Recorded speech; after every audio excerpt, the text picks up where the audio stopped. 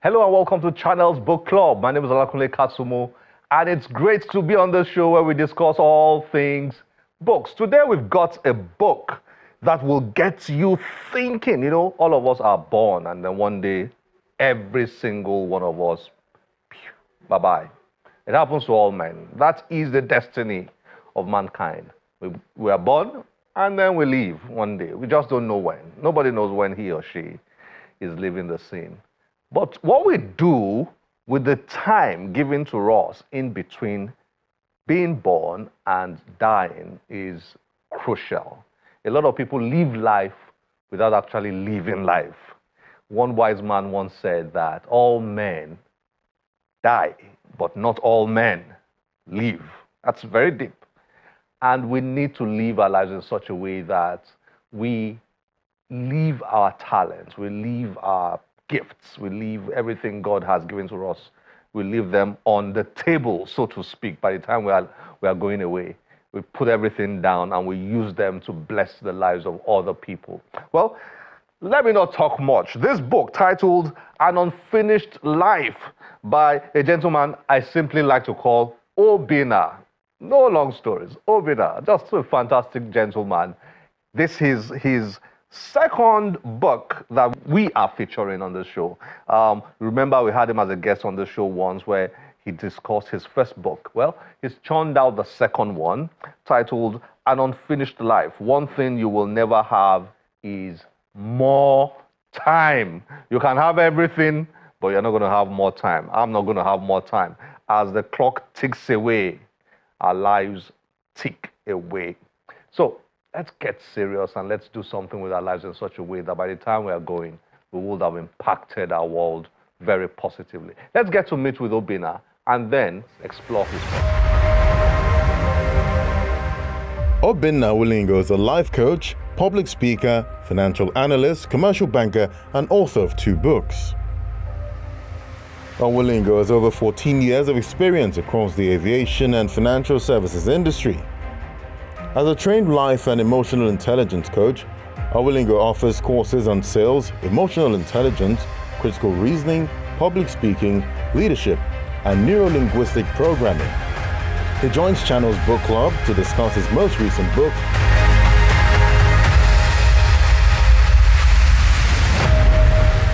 Obinna, nice to have you on Channels Book Club. Thank you so much. Again. Thank you. Thank you. It's good to be home.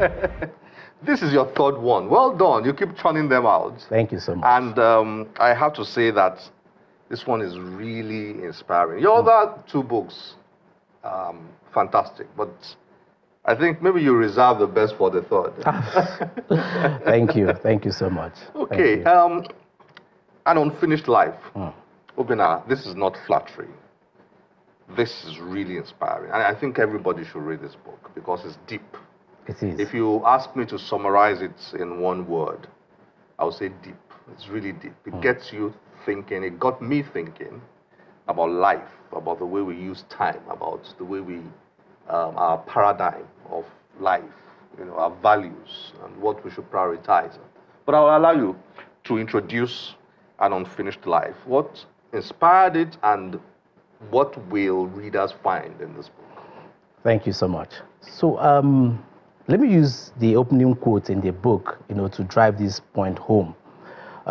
It's a quote by Oliver Wendell Holmes, and he said that many people die with their music still in them. Why is this so? Too often it is because they're always getting ready to leave, and before they know it, time is up. Now, An Unfinished Life is about regret minimization. Regret minimization. Minimizing regrets. Exactly. A lot of people are going to die with regrets. What usually happens is that at the end of our lives, possibly, that final hour, we have 3 major things that we regret. Number 1, we wish we had led an authentic life, living our dreams, being ourselves. Number 2, we wish we had pursued, taken our health more seriously. And third, we wish we had, not pursued career at the expense of our family, right?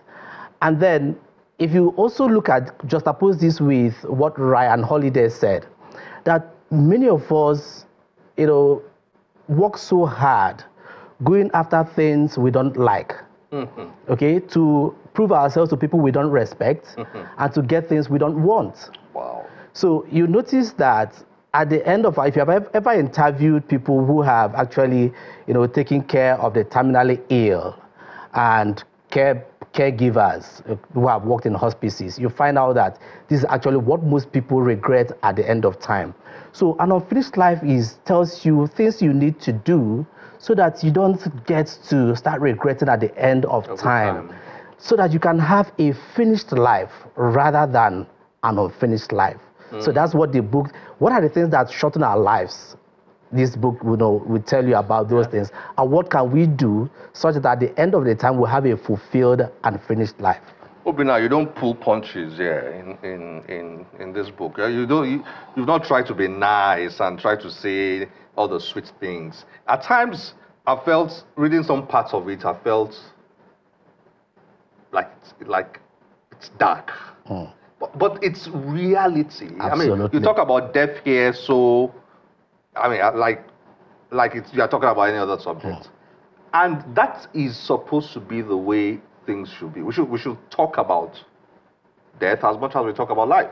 True. That's just the reality. Absolutely. Because one of the things that you try to explain in this book is that at the end of the day, everybody dies.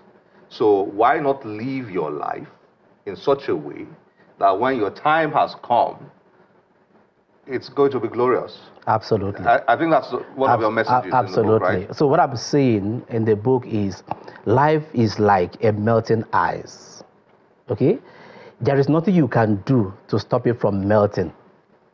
But my favorite of your, sorry to interrupt you, my favorite of your illustrations about life here is the battery. Yeah, using the battery as an analogy, every battery has a lifespan, right? Though there are things that you can do to extend the lifespan, and there are other things that you can also do to shorten the lifespan. But eventually, there comes a day when it runs out. It runs out. Right? So the point we're trying to make is, no matter what you do, no matter all those things you put around you, like the sleep pattern, the kind of work you do and all that stress, how you minimize stress, a day comes when even the best life support machine becomes abundantly useless. So how are we prepared for this? I was saying, what I even advise people, write your obituary today and actually read what it sounds like. If you're going to have any regrets as you're writing your obituary, it gives you an opportunity to reflect backward to say, how do I begin to, correct some of the things that I will regret in the future? Because that day will finally come.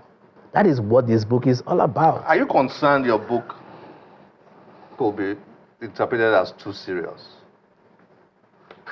No, so...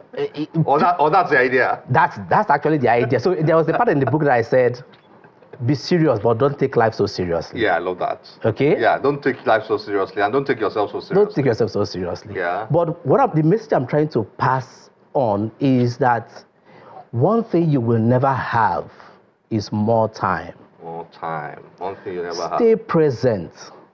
Postpone nothing. Bring forth your best. That's the message. It's simple. We postpone death a lot. And the moment you postpone death, you postpone living. Because you cannot selectively numb one emotion without numbing the rest. Okay? So death is not something that is in the future. It lives with us, as in it can happen at any moment. Yeah. So the best advice is for you to live in the moment. Focus on now. Do not think about tomorrow. The truth, what people don't understand is, if you take care of now, you would have also been taking care of tomorrow. Because it is what you do now that determines what your tomorrow is going to look like. But most times we don't focus on that. We are thinking about tomorrow and not focusing on now. Obinna, your book is so explosive. I think it is great injustice, if I may use the word, for us to give you such a short time.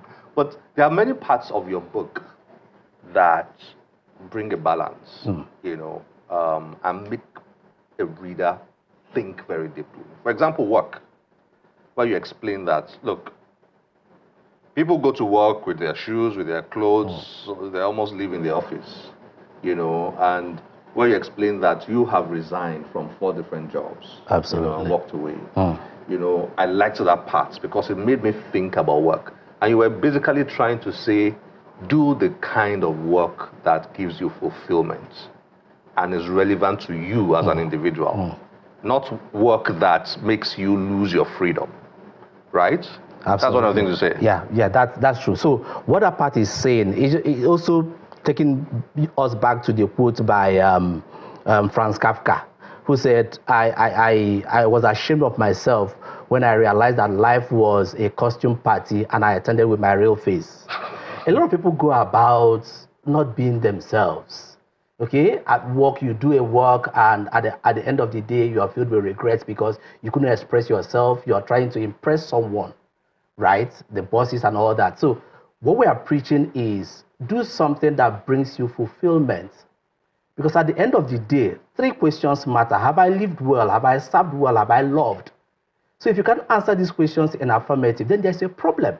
That's why the book is about regret minimization. How do you minimize regrets? So whatever work you are doing, and that topic actually speaks to Carpe Diem, to pluck the day, to know that you move on in life being free of any entanglements, trying to impress someone. There's something we call what's it called? Being so much spotlight effect. When you think that a lot of people are looking at you, and because of that you are caging yourself. Meanwhile, nobody cares. Nobody cares. People have problems. So be yourself. Live your best life. Because at the end of the day, it is not all the wealth that you have amassed that will give you so much joy. It is the fact that you actually lived your life the way you are. People got to interact with the real you. Be vulnerable. That is to tell your story from your heart, the story of who you are from your heart. You also write about how life takes away our childhood. We forget to be. I mean, children are born with so much joy and peace and freedom and talent. But with time, those things are taken away by adults. And you gave your own personal example with your own child when you nearly. Yeah. So can you share a bit of that? Yeah. So what usually happens is, as children, we have this sense of adventure, sense of wonder. We want to try out things. Ask questions. Ask questions. Curiosity. Yeah. We are curious. We want to know.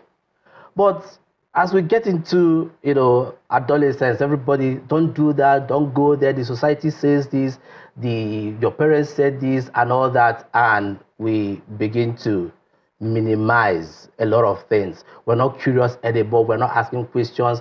We lose our sense of adventure. You don't want to lose your job. You don't want to lose this. You don't want to lose friends. You become someone else. Masks everywhere. We wear a lot of masks simply because we want to be loved by everybody. We lose our sense of adventure. And I said, this is pure victimhood, right? We become, victims of what the society has turned us into. We want people to, be regimented, to be pigeonholed into a certain kind of lifestyle. And the moment you don't fall into that, lifestyle that has been created by the world. Yeah, seen as a rebel or a problem or a deviant or something. Black sheep or something. Black sheep. Different names. And this is what people now regret at the end of time. The fact that they were not able to show their true selves. And regret now comes. At that point, it's too late. So we're saying to you today, now that you have the time, be who you are meant to be. Everybody has a different calling, right? So we are not privy to each other's, when we receive that purpose from God. And you know yours, discover it, and you run with it. When you say, when the path before you is straight, probably you're walking on someone else's path. Because you're meant to discover your own path, with all the detours, all the problems, all the issues, and then you get to discover life and live life to the fullest. So it's not, one trying to become someone else, but actually trying to be your true self, who you have been created to be. So that's what that particular chapter is talking about. You wrote here, page 23, I think we started cutting our life short when we decided to play it safe. when we allowed ourselves to be sold the lie that to make it in life, we must get too serious. And this is why I said you have a balance here. On the one hand, you're talking about death. You're talking about balancing your account before you sleep. Like, that's so heavy. But on the other hand, you're also writing here that we started cutting our lives short when we decided to play it safe, when we allowed ourselves to be sold the lie that to make it in life, we must get too serious. I'll give you an example. Yeah. A very, very simple example. We hear it all the time. Our parents told us that if you're not serious, you can't make it in life. If you're not serious, oh yeah, we had that. Everybody had it. And we internalized it so much that we became... Too serious. Yes. I think it's called puritanistic. If it's not difficult, it's not successful. If it's not so hard, there is no value. No pain, no gain. No pain, no gain. So we want to kill ourselves to justify. So most times you see us self-sabotaging simply because there was no pain involved in the process. But that's not true. And that's why I said, when we started taking life so seriously, most of us find it difficult to even play. They say it's for children. Who said so? When you play too much, they tell you why you acting like a child. Obinna, do you play? I do. Because you sound like a guy who's always marking his scripts. But you have to make time to play. Checking whether it's ready to pass on. You have to make time. Just joking. To play. I understand. Oh, yeah. With the children, with friends. Absolutely. With what you even call adversity. So that's part of, I wouldn't say traveling life. That's part of finishing life. Absolutely. If I may use your phrase. To achieve a finished life. In fact, towards the end of the book, I said, pray and play. While at it, pray, play. Pray and play. Okay. You also said here, we must learn to give ourselves the permission to feel something new. We must shift our minds to accept that we are destined for the good things of life by overcoming our own upper limits. Absolutely. Some of us have what we call, limits. For instance, something happens to you, you believe that you are not worthy to have that thing. Some of us can't be happy beyond a certain threshold. Something will remind you that you're not worthy. How did you get this? Of everybody in the world, why you? And we don't want to even share the good news. They say, keep quiet, don't say it so loud. You are worthy. Everything in life is here to help you. The odds are in your favor. So enjoy life. There is abundance everywhere. Whatever anybody has, you can have. There is abundance everywhere. All you need to do is to key into the frame of mind, because most times our problem is in the mind. Where you have told yourself that you're not worthy, you can't have it. There is no way you can have it, because what we think about and what we bring about is one and the same. No exceptions. Wow, Obinna. These are just teasers. There's so much packed in there in this book. I'm sure I'll be recommending it a lot to Thank you. Many people, especially young people. Thank you. These are very important principles of life. Thank you very much for sharing this You're welcome. pearls of wisdom. Thank you for writing, and keep writing. You really do write very well. Thank you. Thank you very much. And thanks for joining us on Channels Book Club once again. We hope to have you back. It's always good to be here. I enjoy coming here. Always great to have you here. Thank you. Thank you. Thank you. Thank you.